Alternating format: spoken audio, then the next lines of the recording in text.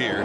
Converging out, coming out quickly, and being taken out. Slow, lethargic, boring. It was easily our worst game on a Steve McLaren, but at the end of the day, we got the desired result. Welcome back to Jamaican Fun, and this is the review of the Jamaica versus Honduras Nation League match.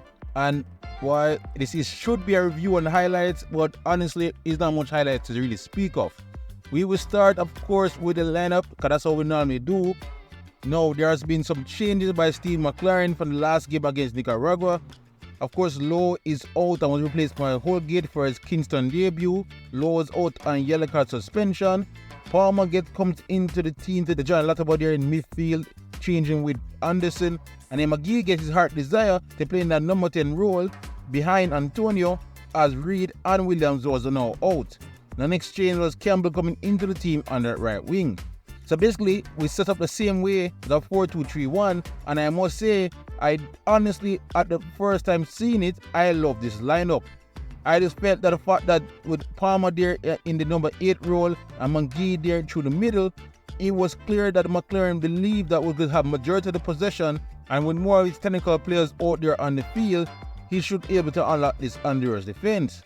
But it didn't quite work out that way. As the game kicked off, we saw basically within the very first kick of the match, Holgate basically set the tone on what we could see for majority of this first half as he launched a ball up early looking for Gray.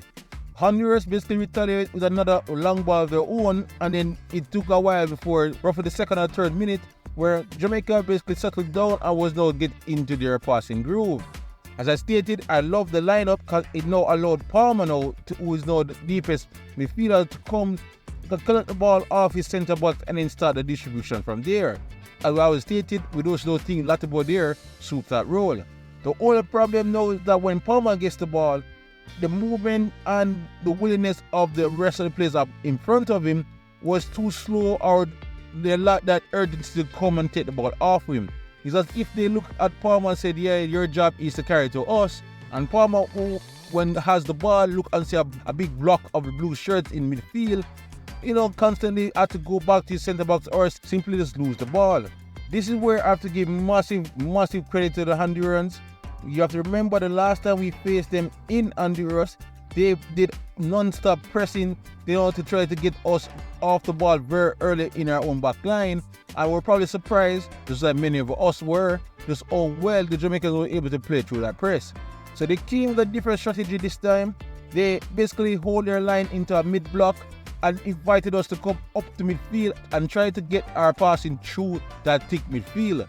Entire game, the Jamaicans honestly struggled, but it was especially evident in the first half when they eventually Holgate tied up trying to see if we can beat it, and decided to do it on his own by launching nothing but 1, 2, 3, 4, 5 long balls over the top that went to nowhere. There was another reason why the Honduras also sat in this strategy. They believe that the Jamaicans have 1 or 2 errors in their system, and honestly, it was working to a charm. Despite their over 60% possession, the majority of the attacks and shots were coming from the Hondurans in the first part of the game. They were of course also causing turnovers. Holgate had a problem. Again, this is his first game, so he's not really familiarized with the rest of his back line, and his misplaced pass to Latabo there almost cost the Honduras their first goal.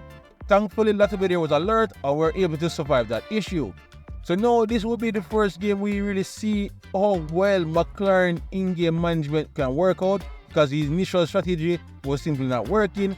And we saw a slight tactical tweak where he decided to, okay, we need to put Palmer much closer to the goal and much closer to McGee. And he went back to the usual idea of having Latabo there taking the ball off the centre backs. But we have seen before, even under Coach Grimmy, that this is a recipe for disaster. It almost happened immediately when Latabo there with the back turned to the field, eventually caught on the ball, and the Honduras had a 3-2. And lucky for us, again, we survived that one. A lot of it came down to some communication and good captaincy and experience by Andre Blake, who at times had to come off his line at the right time to snuff out any dangers. But, we were struggling to find an answer to the Honduras mid-block. What would help, of course, is a number 10 as that is good on the ball and can do what he can do. And McGee was the man that was tasked to do so. But he showed flashes, where he was able to shrug off and get past that one or two tackles and then trying to spring some of his forward runners. But as I said to you, it was the splashes, it never lasts long. He quickly came and quickly faded in the game, and eventually, as we will talk about in the second half, was substituted. So we were definitely struggling to beat this strategy. It was more of a survival in that first half than anything. Heck, it took us until the 33 minutes to get our first shot of anything, as Pinnock got a ball that was floated in the back post from our great corner, and well, he just did something, I don't know what you want to call it, that just went wide of the target. And basically that's all we mustered in that first half. It was definitely deflating for us as fans, as we struggled to find an answer to the Honduras strategy of the mid-block. So much so, it's highlighted by something I want to show you guys right here. Just look at this first half stats in terms of passing. We attempted 255 total passes. We were accurate with 214 of them. But if you look very carefully, 145 of those 214 accurate passes were in our own half, and only 69 of the 200 and odd passes were in the opposition half. Simply that's not good enough. We only had 13 accurate long balls. That's a 45% accuracy. So you can imagine how much we attempted to simply bypass the Honduras mid-block. I was simply not working. Steve McLaren tried his best to do something. He spoke to his midfielders right before the break on the field, and he was hoping they can speed up the tempo after the second half. To their credit, we stepped it up a bit coming out of the second half. We saw Palmer doing a bit more, getting by one or two players, having more confidence going forward, but it was simply still lacking. We did again change up tactics once more, reverting to what we saw in Nicaragua, where a lot of what they sat in between Pinnock and Holgate, so it basically looked like a back three were in possession, and this allowed Pinnock and Holgate, when they have time, to carry the ball forward and push the line up when necessary.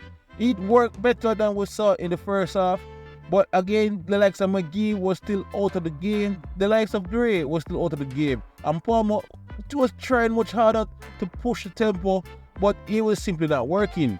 So the coach had to do something. He eventually did. He pulled McGee, and we saw the likes of Dixon come into the game, and it was a clear intention. I felt that the coach was going to switch off 4-4-2, and he did that. But honestly, I thought he would have kept Cephas on the right, Gray on the left, and have Dixon and Antonio through the middle.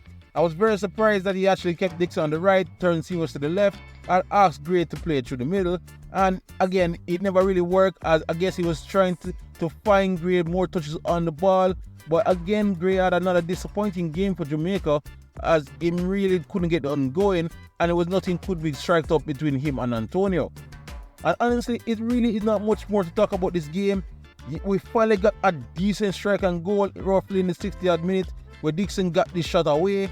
And I must say, Dixon and Cephas, who were admitted by the coach that were introduced into the game to inject some pace, and they did, but it was pace without no real direction, I felt. And I don't think they got enough help by the bodies around them, as you know, I thought our fullbacks were weight reserved and avoided taking any risks coming forward. And speaking of injection and pace, Dixon did absolutely well here to find the afterburners and get to the ball before the goalkeeper, taking down, and for some odd reason, the referee immediately said there was no penalty. Yes, there's no VAR, and I know the referees don't have the luxury like we do at home to look at the replay, but I was shocked that he immediately made a decision from so far, where his linesman was much closer. I think he would at least consult with his linesman before making that choice. So again, we were shafted there, and we play on. It was evident that Palmer had to be pulled, and we saw the likes of Anderson and Anglin come into the game for Gray to make sure we don't even lose the game. I think the Hondurans recognized this, because they came alive in the last 10 minutes as they seemed to try to steal a win. And thankfully, again, the class of Andre Blake make sure we kept the clean sheet and seal out the game. And that's how it basically ended. It ended in a dull 0-0, and we got the result that matters, but patrons would have loved to see a better showing than that. Okay, I want to highlight a few players there. I want to start with Latibor there. I felt, apart from Andre Blake, was by far our best player on the field. Yes, I know his usual weakness on being on the ball showed his head again in this game. He's not the best ball progression, and he did turn over the ball one time in a crucial area, but honestly, that was not his job in this lineup. His job was to sniff out any danger in case of any mistake, and he did that excellently, I believe. In fact, if it wasn't for him in that first half, I believe that Andre Blake would have come on way more pressure. So I have to give kudos to Latabo there. I felt it's one of the strongest games by far. We also have to highlight Tyreek McGee. Unfortunately, he had a great game coming from the right wing in Nicaragua. And this game, he was more in his central attacking midfield role. So many were excited to see how he would fare there. But honestly, he was one marked by Flores in the entire first half. And Flores did a good job on him. That McGee was basically, just could not be found in the game. Part of it was not really his fault. I felt that the ball took too long to get to him. And by the time he eventually did get the ball, it was surrounded by nothing but dark blue shirts. So it was definitely a difficult game for him. And I wouldn't necessarily write him off because of this. Call him back and see how he fares, where the entire midfield is clicking much better. We have to also look at Mason Holgate. Again, this was his home debut for the Jamaicans. And he was very bad, I believe, in the first half. Apart from launching untargeted long balls, he also turned over the ball a couple of times in a centre-back position, but he recovered enough to make sure we didn't concede. He was much better, I felt, in the second half when he was asked to progress the ball at his feet. So, again, I wouldn't write him off, but hopefully next game will be much better than this. We also have to highlight Gray, honestly, Demarai Gray. Okay, I've heard my fellow YouTubers, get at him a bit since Copa America. I personally gave him a bit of leeway because he was coming off a bad injury and he was lacking game time in Saudi Arabia. But this honestly is like the 4th, 5th or 6th game that he really lacked any real impact in the match. And as one of our main attackers, I just feel it's time that we ask more of him. He has to come better than this, especially against the bigger boys in the quarterfinals. And here's hoping he gets some game time at his club and get back to way more sharpness. It is simply seemed that he could not find a way to really impact the game. Last person I'd like to highlight here is Mikel Antonio. I absolutely rate this man's work rate. I feel he's one of our hardest working centre forwards. But there are times when you are the number 9 and you have such a physical physique that you need to do better being that target forward and hold up the ball. We saw in the game against Nicaragua how well Romario Williams did to take us out and release the pressure from our midfielders when he was able to hold the ball, and Antonio completely failed to do that in this game. We were reduced to launching long balls, yes, but a better target forward would be able to hold the ball a bit more and would allow our midfielders to come and support him and push the line further up. Again, he was often out-muscled, out-jumped, and simply outrun in that game, and I'm shocked that he waited so long, put Romario Williams next beside him or replacing Romario Williams. But hey, the coach himself admit that he also made mistakes. Alright, so I just want to end it with the overall stats of how the game went really. So we had 60 possession at the end of the day compared to the Hondurans 40, but this is why stats sometimes can be misleading. We only had 4 total shots the entire game, and to be honest, I can't remember half of those shots. So I'm not sure they count the block ones as well. And compared to 13 from the Hondurans, we had 0 on target at home compared to 5 from the Hondurans. So yeah, honestly, just lackluster. Just honestly purely lackluster.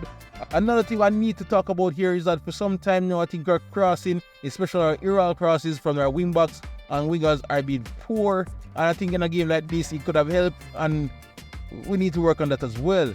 But again, no more negativity speak. The end of the day, the one positive we can take, we end on top of the group here in our Nation League match. I should avoid some of the big boys in the quarterfinals like the likes of Mexico and USA because of that. But expect us to play against Canada or Panama, and we'll get the final details on that at the end of the week. But we definitely have to improve much more if we want to go to the semi-final and win this Nation League. But alright, that's all I got here at Jamaican Fun for this review of our reggaeboyz. Thanks again for all the people who are watching and the kind words, and join us again in November as we look to support the boys once more. But for anything else on the reggaeboyz or our Jamaican Premier League, you're already at the right place. Jamaican Fun. YouTube, big up yourself.